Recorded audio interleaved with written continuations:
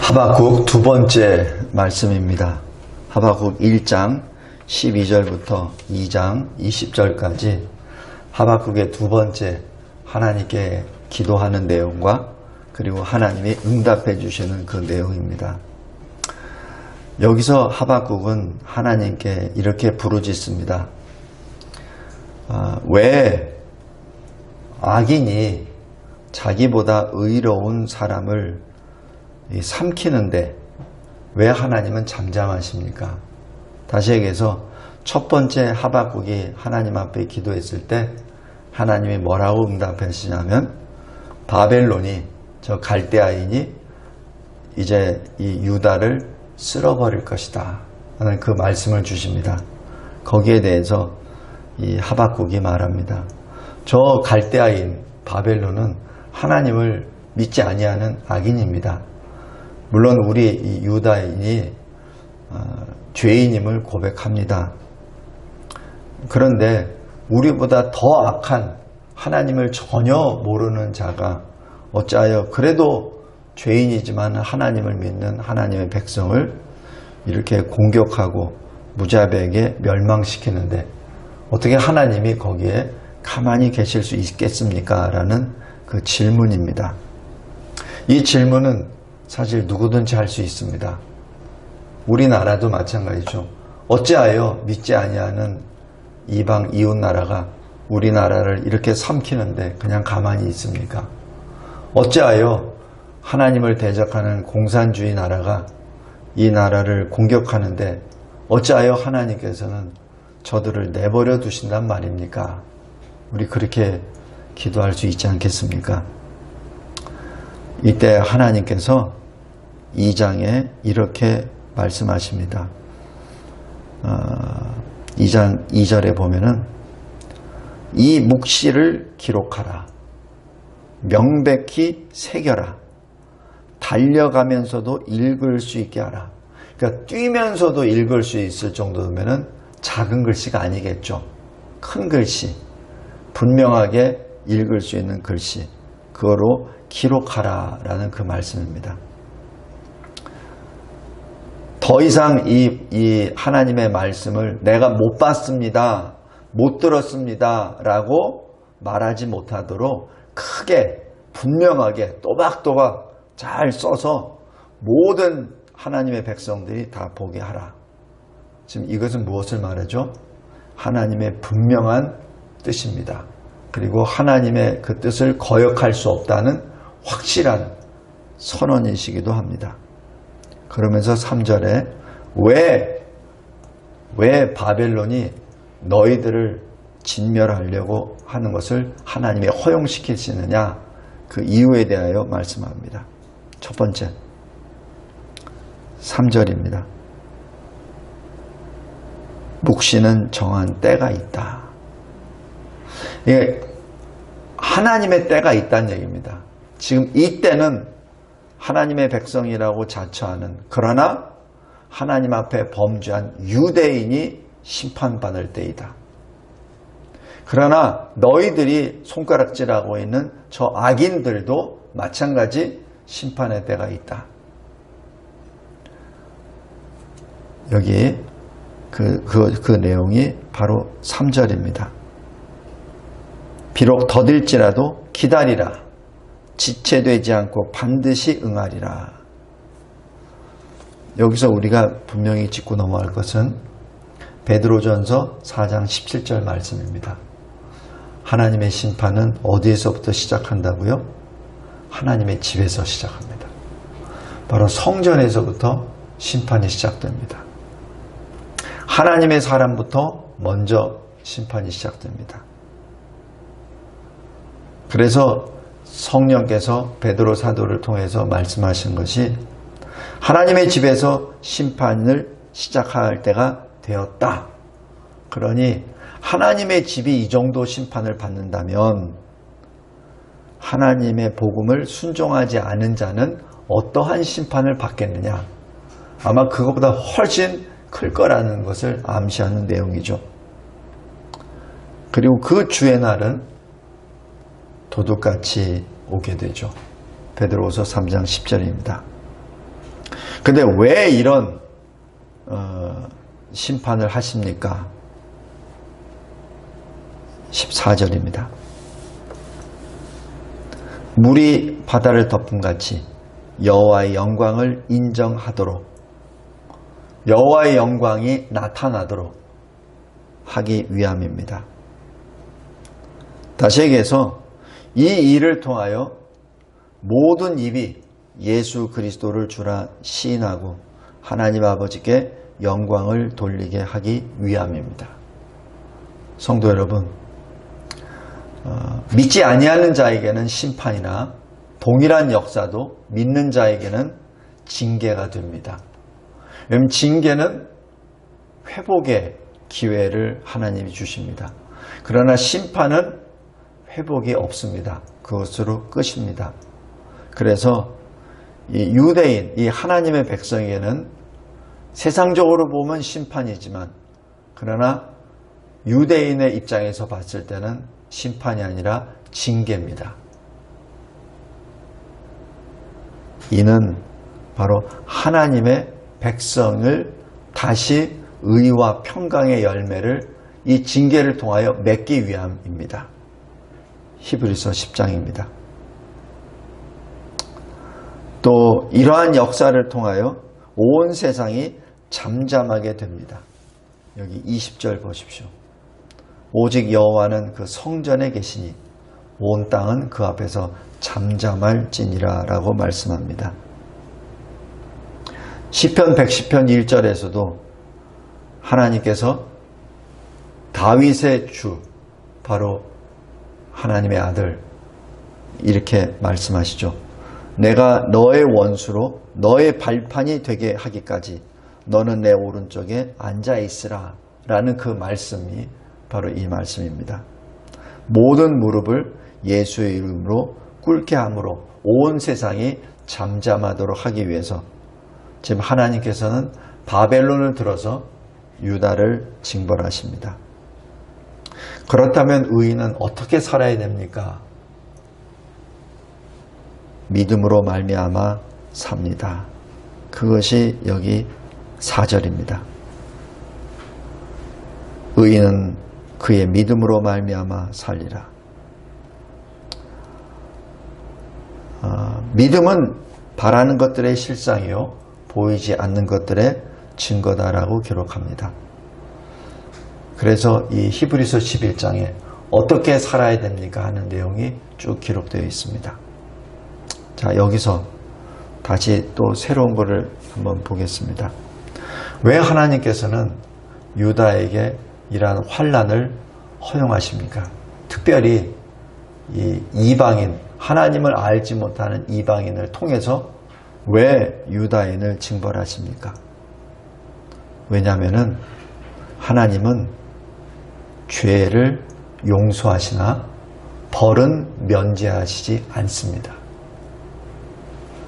출애굽기 34장 7절 말씀입니다. 인자를 천대까지 베풀며 악과 과실과 죄를 용서하리라. 그러나 벌을 면제하지는 아니하고, 이렇게 말씀합니다. 유다가 범한 죄에 대해서는 하나님의 그 놀라우신 은혜로 용서는 하시나, 그러나 그들이 범한 죄과에 대해서는 분명히 벌을 내리십니다. 왜냐하면 그 벌을 통하여 의와 평강의 열매를 맺을 수 있도록 하기 때문에 그렇습니다. 이것은 하나님이 우리를 위하여 행하신 것이죠. 우리가 죄악을 범했는데도 불구하고 벌을 내리지 않는다면 우리의 죄악은 점점 더 가증스럽게 되겠죠. 그것을 이 땅에 있을 때 씻어내시기 위하여 하나님은 우리에게 벌을 주십니다. 신학적으로 그것을 징계라고 표현합니다. 왜? 회개하기 위해서. 그래서 그 회개는 회개에 이르는 생명에 이르는 회개라고 그렇게 말을 합니다. 하나님은 결코 우리가 회개 하지 못하고 멸망에 이르는 것을 원하지 아니하십니다. 하나님께서는 우리 모두가 회개하고 멸망하지 아니하기를 원하십니다. 베드로후서 3장 9절입니다. 그래서 시편 34편 18절에 여호와는 마음이 상한 자를 가까이 하시고 충심으로 통회하는 자를 구원하신다라는 그 말씀입니다. 그래서 의인의 자손은 구원을 받으리라는 잠언 11장 21절 말씀과도 직계가 됩니다. 오늘 말씀을 통해서 잘 보면 지금 하나님이 하박국 선지자를 통하여 일견 맞는 말입니다. 어찌하여 믿지 아니하는 이방 바벨론을 통해서 하나님의 백성 우리를 이렇게 징벌하십니까? 그럴 수는 없지 않습니까? 라는 항변이죠. 거기에 대해서 하나님이 응답해 주시는 그 내용입니다. 여기에 대해서 우리는 다시 한번 우리 삶을 다시 돌이켜 보아야 됩니다. 우리 이를 위해서 우리 마가복음 4장 잠깐 보겠습니다.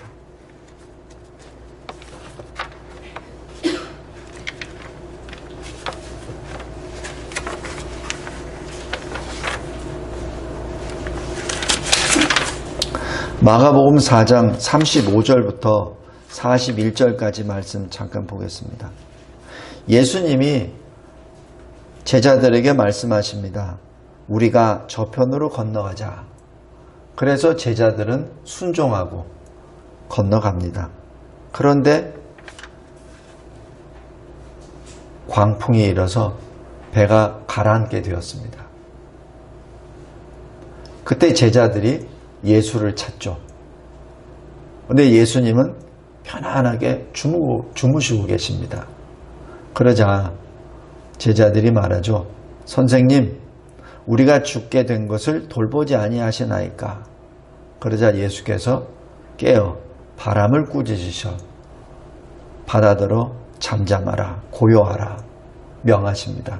이때 바람이 그치고 아주 잔잔하여집니다. 이때 40절에 제자들이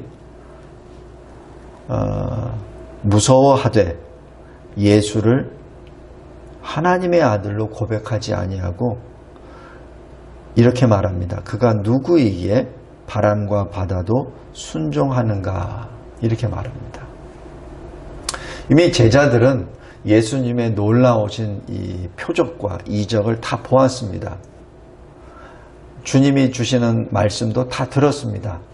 그럼에도 불구하고 예수님이 하나님의 아들, 바로 하나님이심을 모르고 있고 이러한 놀라운 역사를 체험했는데도 불구하고 하나님의 아들입니다라고 고백하지도 아니하고 누구이기에 라고 이 의문문을 제기합니다.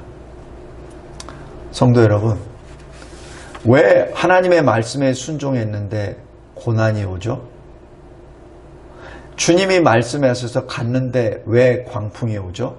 왜 배가 가라앉을 위험이 있죠? 거기에는 목적이 있습니다.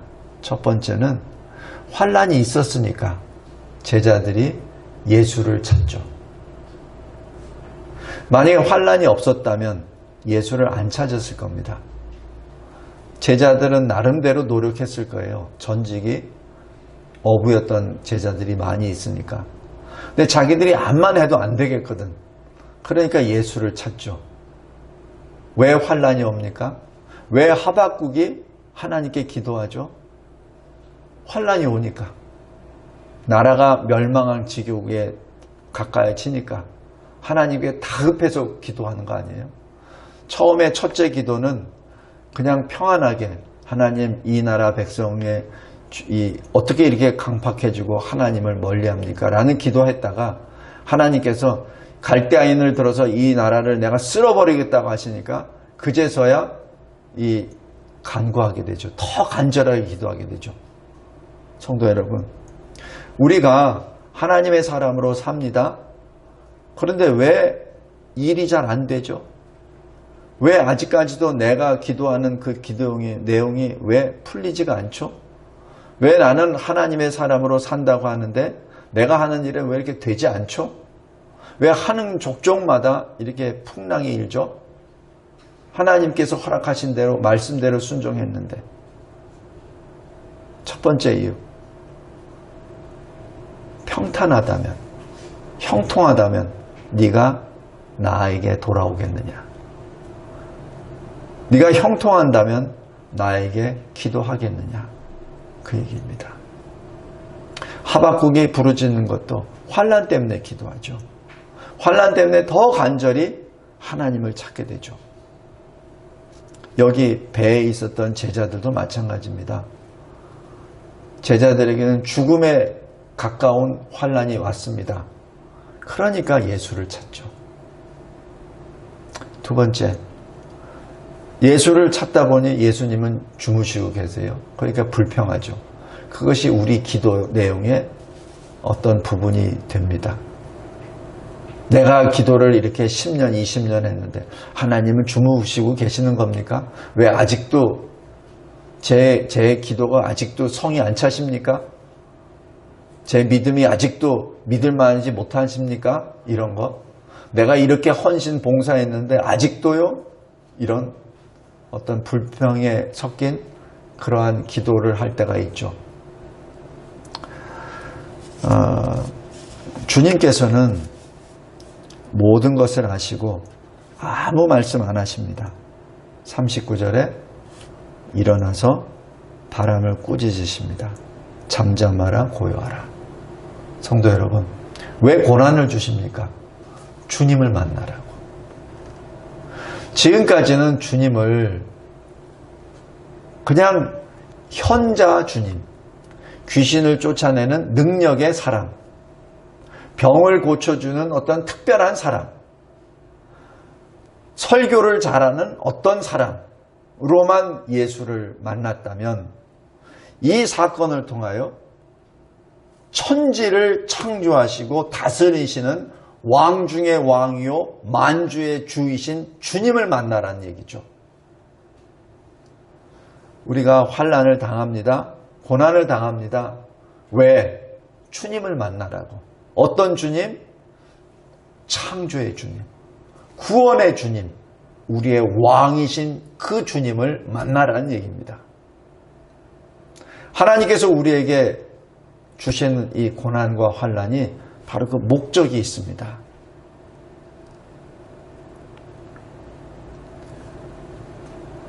우리 다시 한번 이 하박국으로 돌아가겠습니다.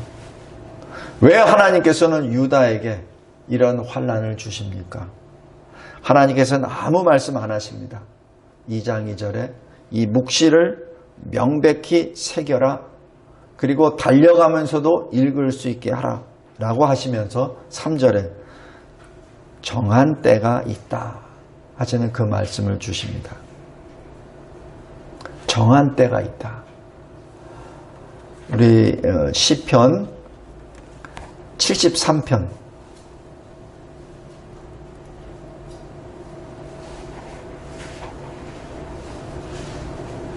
73편 보면은 시편 기자가 하나님께 막 하소연합니다.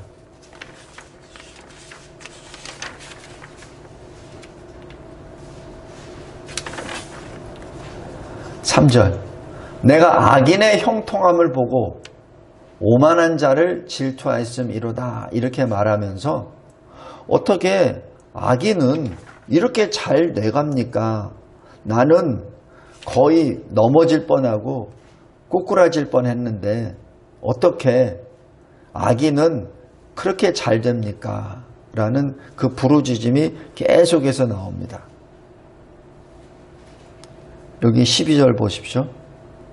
이들은 악인이들이라도 항상 평안하고 재물은 더욱 불어나도다. 그런데 여기 13절 내가 내 마음을 깨끗하게 하며 내 손을 씻어 무죄하다 한 것이 실로 헛되도다. 나는 종일 재난을 당하며 아침마다 징벌을 받았도다. 지금 이렇게 말합니다. 지금 여기 왜 악인은 형통한데 왜 하나님의 백성이라고 하는 우리는 마음을 깨끗이 씻고 하는데도 왜 이렇게 매일매일 재난을 당하고 아침마다 징벌을 당합니까? 이렇게 말합니다. 지금 여기 하박국이 부르짖는 그 내용과 또 정확히 일치하지는 않지만 굉장히 유사합니다. 저 갈대아인은 우리보다 더 심한 악인이에요. 근데 어떻게 저들을 통해서 우리를 징벌하려고 하십니까? 라는 얘기죠. 이때 시편 73편 16절 보십시오.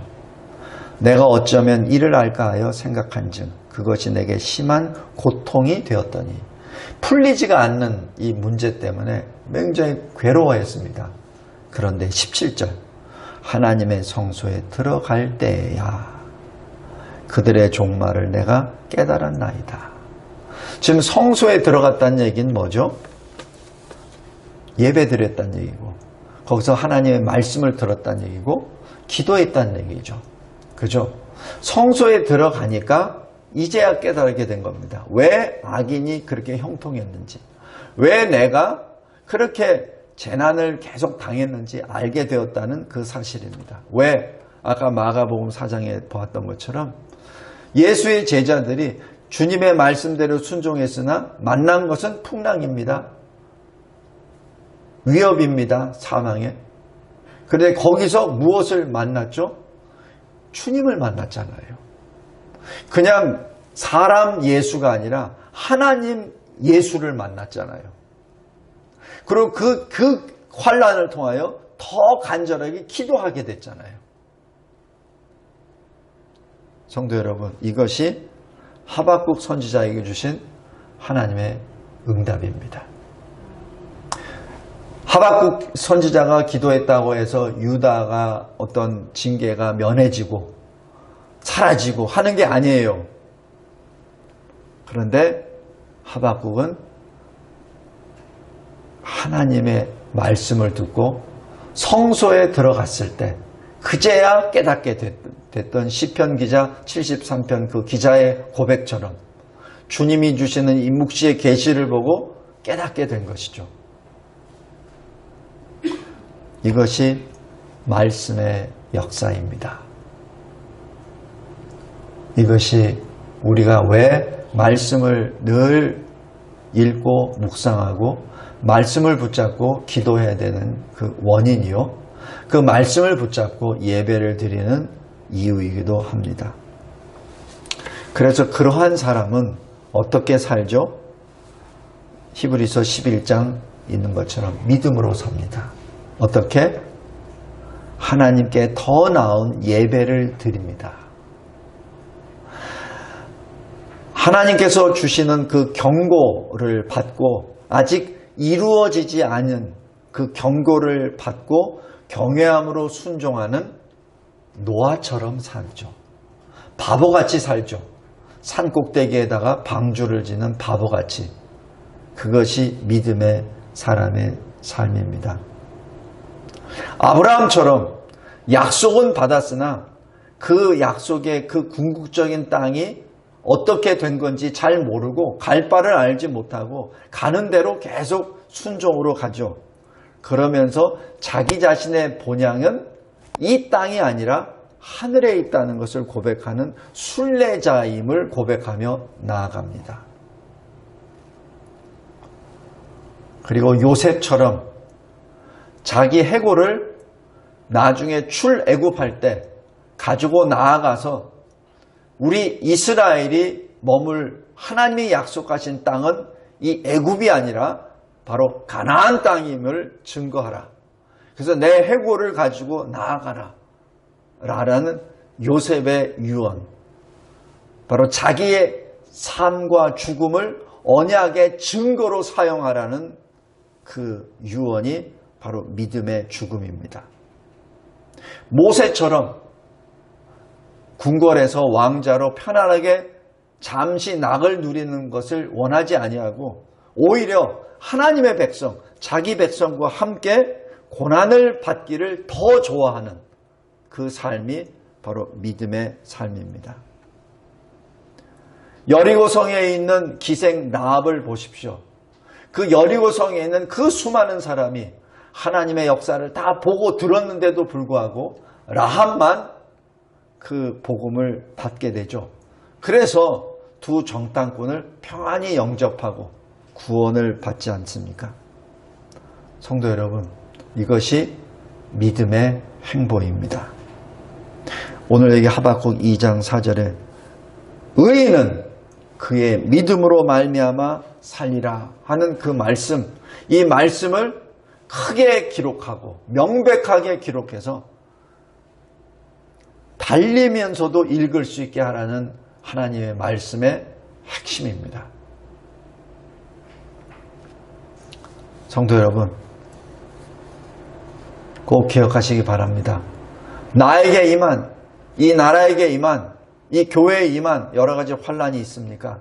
그렇다면 그 환란 자체에 넋이 빠지지 말고 그 고난 가운데 나의 모든 영을 빼앗기지 말고 왜 고난을, 환란을, 재앙을 나에게, 교회에게, 나라에게 하나님이 허용하셨는지를 그것을 봐야 됩니다. 그것을 보기 위해서는 먼저 예수를 찾았던 제자들처럼 하나님을 찾았던 하박국처럼 하나님께 더 가까이 나아가 기도해야 됩니다. 그리고 하나님이 행하시는 놀라운 역사를 통하여 하나님의 영광을 보기를 원합니다. 우리 욥기 42장 한번 보시기 바랍니다.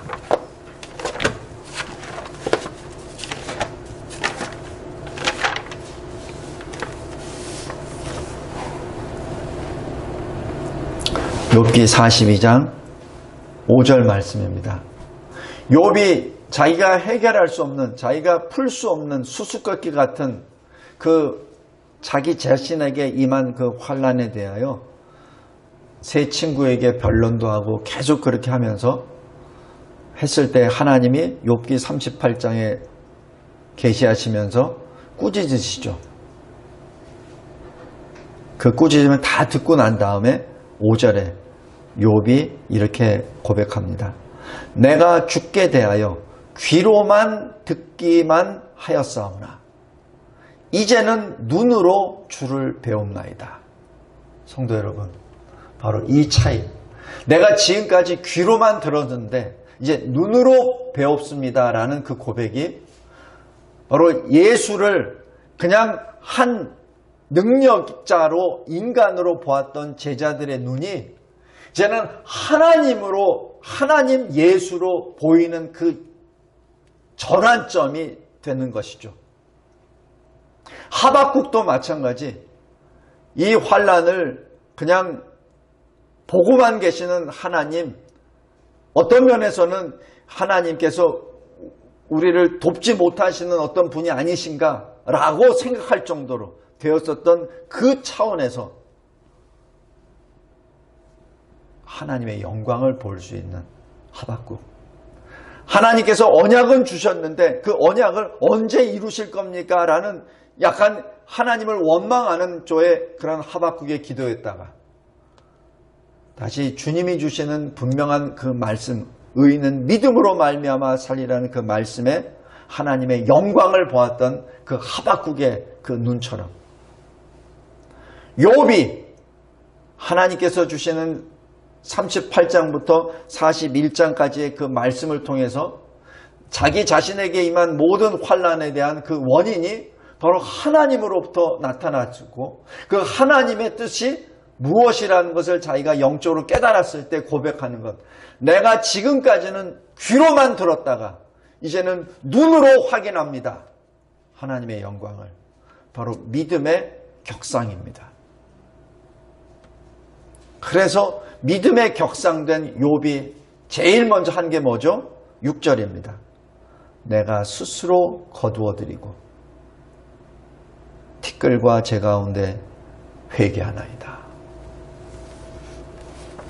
성도 여러분, 그래서 우리는 요한계시록 22장처럼 날마다 우리에게 주신 의의 두루마기를 빠는 회개의 자가 되어야 합니다.